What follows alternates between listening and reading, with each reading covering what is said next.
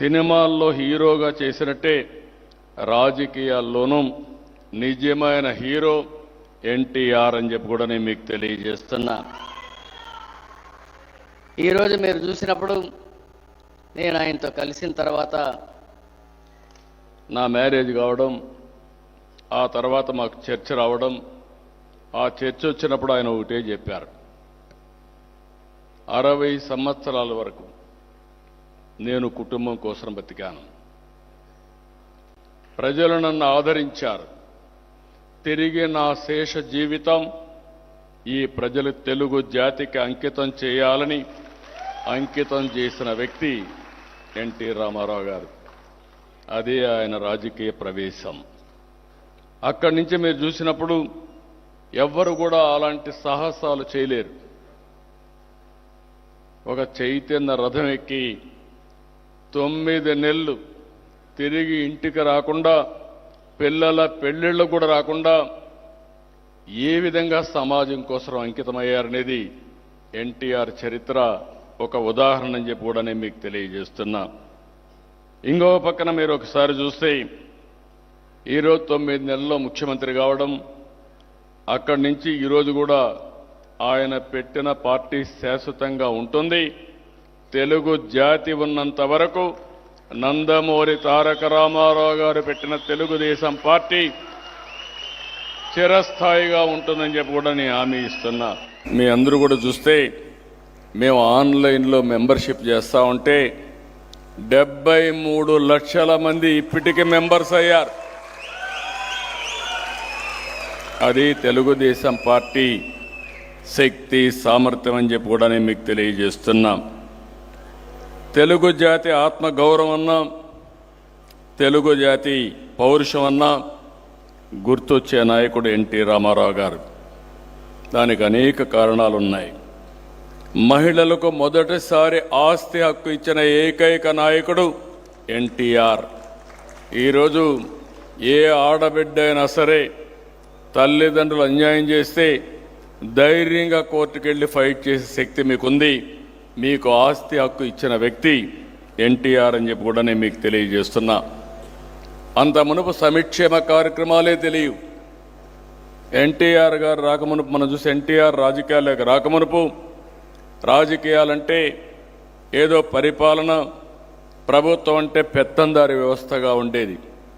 అలాంటిది మనం చూస్తే కూడు గూడు గుడ్డ నినాదంతో పాలనకి నూతనమైన అర్థం ఇచ్చిన వ్యక్తి నందమూరి తారక రామారావు గారు. ఫస్ట్ టైం దేశంలో రాజకీయాల్లో మహిళలకు రిజర్వేషన్లు పెట్టిన వ్యక్తి ఎన్టీ రామారావు గారు. ఆ స్ఫూర్తి ఈరోజు ఏ స్థాయికి వచ్చిందంటే చట్టసభల్లో కూడా మహిళలకు తొందరలోని రిజర్వేషన్లు వస్తున్నాయి. దానికి నాంది పలికిన నాయకుడు నందమూరి తారక రామారావు గారు అని చెప్పి కూడా మీకు తెలియజేస్తున్నా. ఎన్టీ రామారావు గారు తెలుగుదేశం పార్టీ పెట్టి ఢిల్లీని గజగజలాడించి అక్కడ పార్టీని ఓడించి నేషనల్ ఫ్రంట్ను అధికారంలోకి తీసుకొచ్చిన వ్యక్తి ఎన్టీఆర్. నాకు ఇక్కడే వెంకయ్యనాయుడు గారు ఉన్నారు. ఆగస్టు క్రైసిస్లో ఆ రోజు ఎన్టీ రామారావు గారిని దించేస్తే వెంకయ్యనాయుడు గారు వీళ్ళందరూ వచ్చి 30 రోజులు వెంకయ్యనాయుడు గారు రోడ్ల మీదకి వచ్చి మళ్ళా ఎన్టీ రామారావు గారిని ముఖ్యమంత్రి వరకు కృషి చేసిన వ్యక్తి వెంకయ్యనాయుడు గారు అని చెప్పి నేను మీకు తెలియజేస్తున్నా. ఆల్ అపోజిషన్ పార్టీస్ని కూడగట్టిన వ్యక్తి. నాకు చాలా సందర్భంలో చూశాను. మా అందరికంటే వెంకయ్యనాయుడు గారిని ఎన్టీ రామారావు గారు ఎక్కువగా అభిమానించేవారు. అంత అభిమానంతో, ఈయన యొక్క సమర్థతో ఆయన ఎప్పుడు కూడా అలాంటి అభిమానం చూపించే పరిస్థితికి వచ్చారు. ఈరోజు జాతీయ భావాలతో ఒక ప్రాంతీయ పార్టీని నడిపిన ఏకైక నాయకుడు భారతదేశంలో ఎన్టీఆర్ అని చెప్పి కూడా నేను మీకు తెలియజేస్తున్నా. ఇంకొక పక్కన